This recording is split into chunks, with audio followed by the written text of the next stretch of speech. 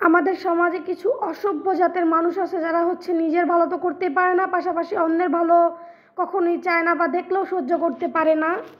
তো hello everyone, আসসালামু আলাইকুম, welcome back to my another blog, Bangladeshi blogger Anaya. তো এই তো এখানে হচ্ছে দেখতে পাচ্ছেন আমার মেয়েটা একটু রাগ করে আছে আমার উপরে। ও হচ্ছে আমার সাথে কথা বলছে না, একটু অভিমান করেছে। তো কী কারণে করেছে সেটা হচ্ছে আপনাদের সাথে পরে শেয়ার করি। আর এই তো এখানে হচ্ছে আমি সকালবেলা ঘুম থেকে উঠেছিলাম, ঘুম থেকে উঠে হচ্ছে বিছানাটা গুছিয়ে নিয়েছিলাম। আর যারা হচ্ছে আমার রেগুলার ব্লগ দেখে বা আমার চ্যানেলে আগে থেকে আমার ভিডিও দেখে, তো তারা হচ্ছে জানে আমি ঘুম থেকে উঠে সবসময় আগে আমার বিছানাটাই গুছিয়ে নেই। তো এরপরে হচ্ছে বিছানা গোছানোর পরে হচ্ছে আমি চলে গিয়েছিলাম রুম পরিষ্কার করতে, কারণ আমার ছোটো বাচ্চা আছে যেহেতু পুরো রুমেই হাঁটবে। তো এই জন্য হচ্ছে আমি রুমটাও পরিষ্কার করে নিচ্ছিলাম, খুব সুন্দর করে ক্লিন করে দিচ্ছিলাম ঝাড়ু দিয়ে। আর এটা ছাড়াও হচ্ছে যদি ঘরের বিছানা গোছানো থাকে আর হচ্ছে ঘর পরিষ্কার থাকে, তো মনে হয় যে সংসারের অর্ধেক কাজই কমে গিয়েছে।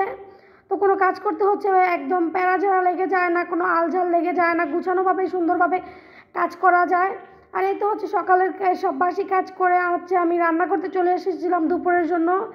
এখানে হচ্ছে আমি তেলাপিয়া মাছ রান্না করেছিলাম দুপুরের জন্য।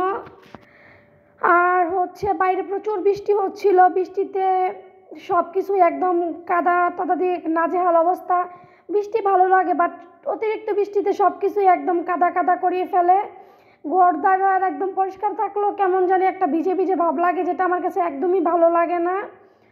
তো যাই হোক, তারপরও কী হবে, করতে তো হবে। আর প্রকৃতির নিয়ম, বৃষ্টি তো বৃষ্টির নিয়মই নামবে, সেটা তো আর কারো কথা শুনবে না। তো দুপুরে হচ্ছে আমি রান্নার প্রিপারেশন নিচ্ছিলাম বা রান্না করে নিচ্ছিলাম। আর আমি হচ্ছে বোকার মতো এক চুলায় রান্না বসাইছিলাম, আর এক চুলা হচ্ছে আমার খালিই পড়েছিল। আর চুলাটা হচ্ছে একটু ময়লাও হয়ে গিয়েছিল, এখানে হচ্ছে আগের দিন রাত্রে দুধ গরম করেছিলাম, সেটা হচ্ছে একদম উতলিয়ে পড়ে গিয়েছিল। তো আর হচ্ছে পরিষ্কার করা হয়নি। তো চিন্তা করলাম রান্না বান্নার পরে একবারে পরিষ্কার করে নেব, ক্লিন করে নিব, তো হচ্ছে কাজটা আমার একবারেই হয়ে যাবে। আর এদিকে হচ্ছে আমার তেলাপিয়া মাছটাও ভাজা শেষ, আর তেলাপিয়া মাছটা হচ্ছে আমি ভুনা করব।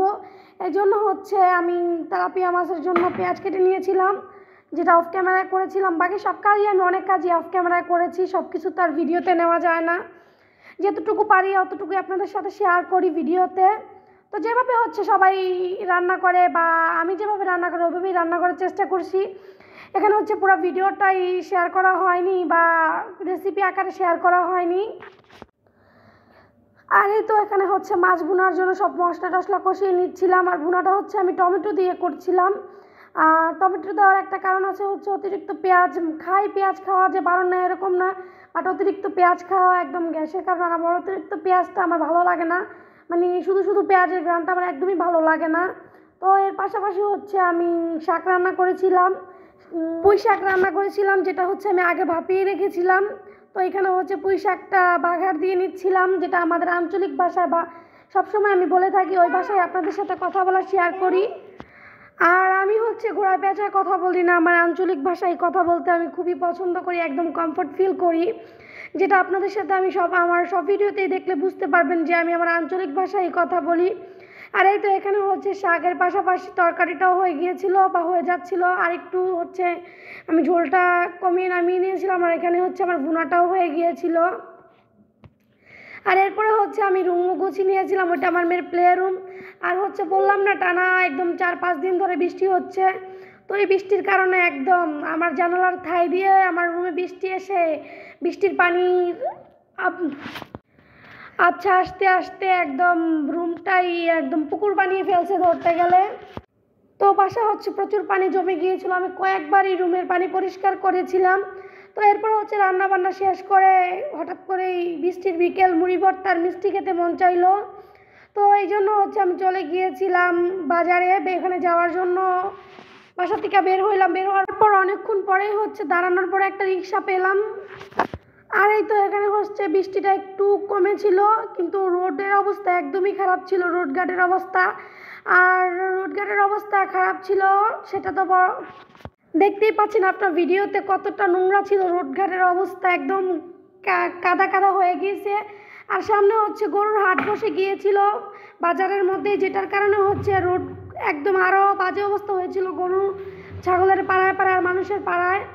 আর আমার হচ্ছে বাজার থেকে অনেকটা পথ দূরেই নেমে যেতে হয়েছিল, কারণ ওইখানে হচ্ছে গরুর জন্য কোনো রিক্সা যেতে চায় না। তো নেমে একদম হেঁটে যাইতে হয়েছিল। আর সামনে যেহেতু কোরবানির ঈদ, সবাই সব দেশ থেকে হচ্ছে গরু নিয়ে আসতেছিল ঢাকার মধ্যে। আর এখানে হচ্ছে আমার মনে হয় ঢাকার বাইরে বা এগুলো হচ্ছে ঢাকার গরু না বা ফার্মের গরু না, এগুলো হচ্ছে বাইরে থেকে এনেছে, যেহেতু খুব আগেই চলে আসছে হাট পাওয়ার জন্য, হাটে জায়গা পাওয়ার জন্য। তো এরপরে হচ্ছে এই তো আমি মার্কেটের কাছাকাছি চলে গিয়েছিলাম,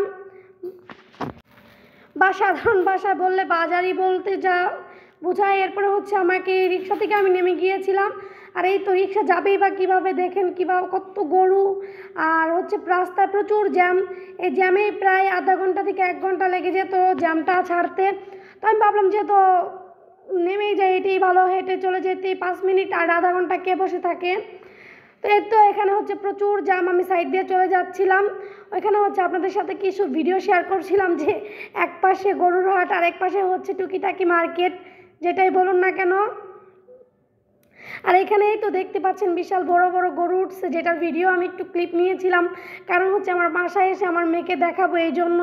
আর ভাবলাম এখানে আপনাদের সাথেও শেয়ার করি ভিডিও ক্লিপগুলো। আর এখানে গরুগুলো হচ্ছে মাশাল্লাহ খুবই বড় ছিল, খুবই বড় ছিল।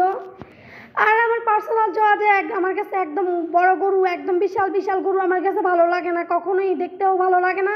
আমার মনে হয় কীরকম জানি একটা মিডিয়াম গরু আমার কাছে সবসময় ভালো লাগে দেখতেও, আর আমার কাছে মনে হয় এটার মাংসও মজা হয়।